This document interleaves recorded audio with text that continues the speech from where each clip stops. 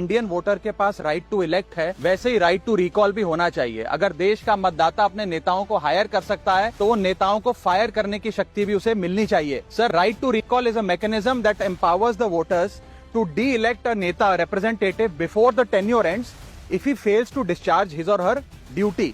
Sir, हम MP MLA चुनते हैं, उसके बाद अगर वो काम ना करे, अपने वादे भूल जाए, जनता से दूर हो जाए, तो 5 साल तक इंतजार करने के अलावा जनता के पास कोई ताकत नहीं है।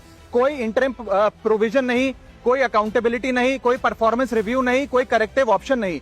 चुनाव से पहले नेता जनता के पीछे और चुनाव के बाद जनता नेता के पीछे। 5 साल is too long a period in this day and age. अगर एक गलत फैसला गलत नेता को चुनने का लिया तो लाखों लोगों का भविष्य अंधकार में जाता है और पूरा क्षेत्र पीछे जाता है। Sir, we can trust our voters to elect. हमें अपने मतदाता पे विश्वास करना चाहिए कि वो अपनी गलती बदल भी सकें राइट टू रिकॉल की ताकत से। Sir, let me clarify that right to recall is not a weapon against politicians. It is an insurance policy for democracy. और भारत के संविधान में जब आप राष्ट्रपति को इम्पीच कर सकते हैं टेन्योर के दौरान, उपराष्ट्रपति को हटाने का प्रावधान है, जजों को इम्पीच करने के लिए प्रोसेस लेट डाउन है, यहां तक कि रूलिंग गवर्नमेंट के खिलाफ नो कॉन्फिडेंस मोशन लाकर आप सरकार बर्खास्त कर सकते हैं। तो एमपी एमएलए अगर आपका नॉन परफॉर्मिंग है तो उसको हटाने के लिए क्यों नहीं राइट टू रिकॉल मतदाता को देना चाहिए।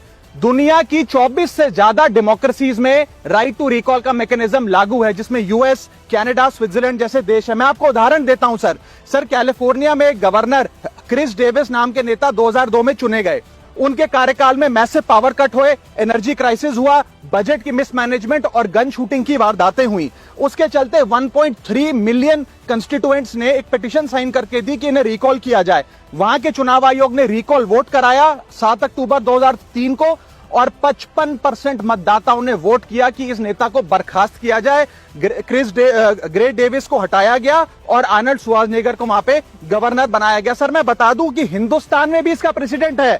कर्नाटक, मध्य प्रदेश, महाराष्ट्र और राजस्थान में रिकॉल मैकेनिज्म ग्राम पंचायत के स्तर पे लागू है और ग्राम सभा के लोग मतदाता वोट करके उन्हें वापस बुला सकते हैं। सर, लेकिन इसका मिसयूज ना हो इसलिए हमें सेफगार्ड्स भी बनाने पड़ेंगे। एक थ्रेशोल्ड रखना चाहिए कि 35 से 40% मतदाता अगर साइन कर दें तभी राइट टू रिकॉल वोट करवाया जाए।